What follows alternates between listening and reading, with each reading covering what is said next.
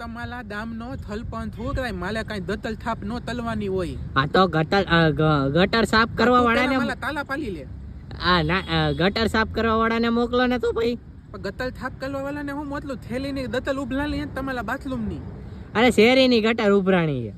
થેલીની ભલે ને ઉભલાઈ ગઈ હોય બાપા એમાં ધોવાનું તાય ન હોય હવે થોલીતવાલ એમાં દંધાઈ થાય બાતી બીજું તાય નહીં થાય. પણ શેરીની ગટર ઉભરાણી હમણાં હારવે બાથરૂમ ની ઉભરાઈ જાય તો શું કરવાનું? બાથરૂમ ની શેરીની ગટર એક છે. એટલે થોતું ભાઈ તમે માલી વ્યથા સમજો. આની પેલા મેં તમારા હાથું ઓલા કોન્ટ્રાક્ટ તલને બોલાવ્યા હતા ને તો કોન્ટ્રાક્ટ તલ હજી નથી આવતા. દતલ થાપ પલ્લાલ વાળા ત્યાંથી આવશે.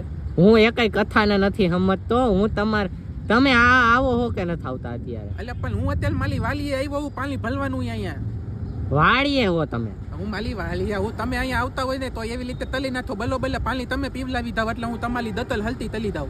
પણ તો આવો કઈક કરો તો ખરી, કોકને ફોન તો કરો. અહીંયા ગટર ઉભરાણી હું દતલ થાપ તલવા વાળાને હું ફોન તલવાનો છું પણ તમે ફોન મૂતો ને તો હું કોકને ફોન કરીને બોલાવી હતી અહીંયા હું.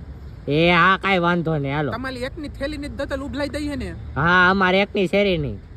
ભીખા ભાઈ બાજુ વાળા રાયડું નાખે ક્યાં ભીખા ભાઈ ને તમે થાંતી નો પતલીને બેહો ને અત્યારે. એ હા એ હાલો હવે તો ફોન કરો જલ્દી. થાંતી ભાઈ ને બોલાવી લેતો એટલે થાપ તલવામાં હાથે બતાવતે તમારો. એ હા હા